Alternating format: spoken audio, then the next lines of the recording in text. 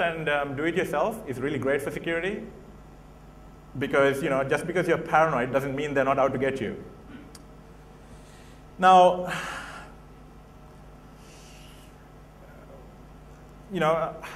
hardware shouldn't really trust firmware either, but to me that's less of a problem. I mean, that might be a problem for the DVD CCA, but it's not, to me, it's not so much of a problem. But realistically speaking, hardware shouldn't trust their firmware too much either. The hardware should ensure that the firmware is not trying to do things that it's not meant to do. Now, moving beyond just the low-level things, don't expect anyone to adhere to the protocol or the standard that you've implemented, because the chances are there's going to be some troublemaker somewhere sending it stuff that's not supposed to. When you're auditing code, especially pay close attention to the parts of code that get tainted by I/O, especially that can be controlled by the user. So, host device communication handlers, structured data passing, any kind of complex user data processing. These things can be problematic. I mean, this is not, when you're talking about devices that have multiple interfaces, this is even a bigger problem. Like, for example, if you take a phone baseband, they can't trust the OTA, which is the over-the-air interface. And they can't quite trust the application processor either. They've got to watch their own back. And surprisingly enough, for the iPhone owners out there, we are very lucky that the GSM frames are so short. Let's just leave it at that. OK. So what do we want the device manufacturers to implement? We want them to implement a secure, it's all about risk management, so an acceptably secure firmware update process. And packing your update with UPX or running TEA on it doesn't quite count, unfortunately. Use decent crypto. It's available. It's out there. This is 2009. Also, one other note, downgrading firmware can make sense in certain circumstances, but it's generally not a good thing. So be aware of that. I mean, if users are there for a reason. If you don't know how to use it, go ask Sony, they'll tell you. And also implement a firmware verification and validation process for runtime. This is important because you need to be able to, at any given point in time, from a security perspective, you need to be able to ensure that your devices are operating within their specifications, i.e. that they haven't been tainted or not functioning as they're supposed to. So it's important to have this runtime verification process. It must be resilient against manipulation by rogue firmware. So you can't basically tell the firmware, hey, read all your memory and give it back to me so I can just do a checksum and see if it's OK. Because if the firmware is owned, I'm pretty sure that it won't give you exactly the bytecode that they've injected. Don't get the firmware to validate its own integrity. I mean, it's just as bad as the parking meter asking the smart card how much money you got.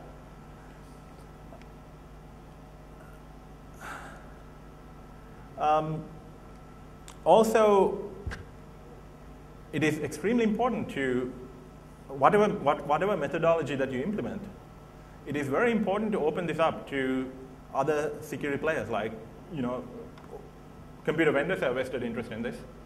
The operating system has a vested interest in this. Security and systems management software has vested interest in this. So they need to be able to have visibility into whatever this integrity mechanism that you implement.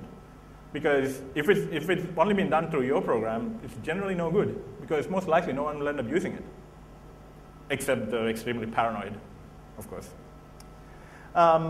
So in a perfect world, device manufacturers will be open about their security updates, like tell people what they exactly did and why they changed the firmware and why they should upgrade.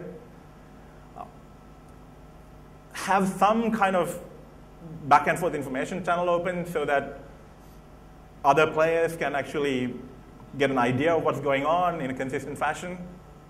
So key point of any successful relationship, communication. Well, actually, maybe it was fear, but anyway, we'll stick to communication. Okay, now what can computer vendors do? Well, firstly, coordinate with the device vendors to have prompt upgrades. In many cases, you find your OEMs who are using devices from various manufacturers, right? Like, say, Dell or HP or whoever. They obviously don't manufacture all the devices. I mean, they do provide you firmware updates, but not as frequently or as promptly as some of the device manufacturers would. Not to say that the device manufacturers are doing a great job. When it comes to the computer vendors, it's even worse. There's a massive lag in between there. And also, coordinate with device vendors and give people the ability to maintain security and integrity for your devices. Like, for example, when you get a computer from the factory, well, maybe you can assume that the operating system image is safe, which is not exactly a problem, because in many enterprises, you will basically put a standardized operating system environment on top of it anyway.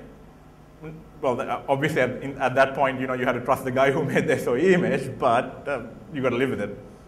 But when it comes to the operating system side of stuff, I mean, it's kind of taken care of. There's a lot of security products out there that can give you a reasonable level of assurance there. But when it comes to the actual firmware on the devices, there's nothing there's absolutely nothing that you can do, because you wouldn't even have a tool to verify this actually has the firmware it's supposed to have. So, I mean, this is obviously a problem. So, like, sometimes you can go to the vendor and just basically download the latest firmware and update it yourself. But if the firmware isn't really updated and you have the latest firmware version or the release firmware version, they won't usually give the update to you, because that was what the product shipped with.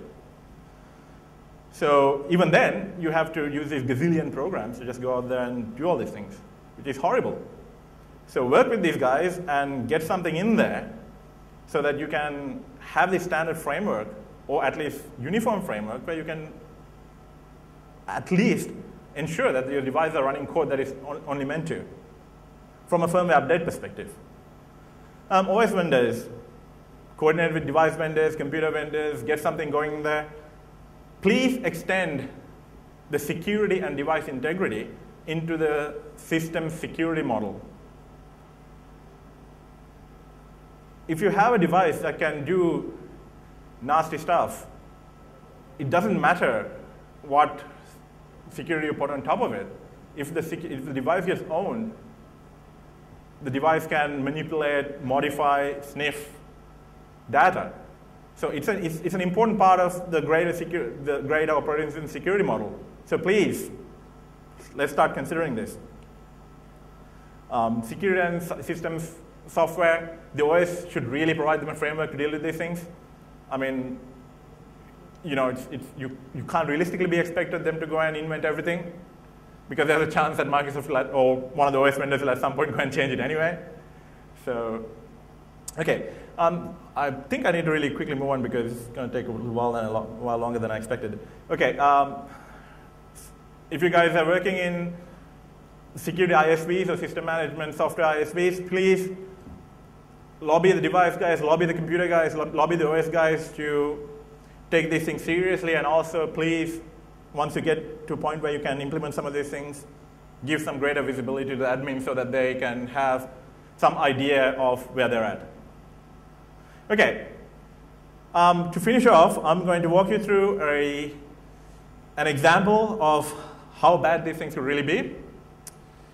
And hopefully, it'll motivate you guys to kind of have a look at it and take this seriously and do more research in this area. Okay, so the idea of this is to just illustrate one example of what could be done with exploiting peripheral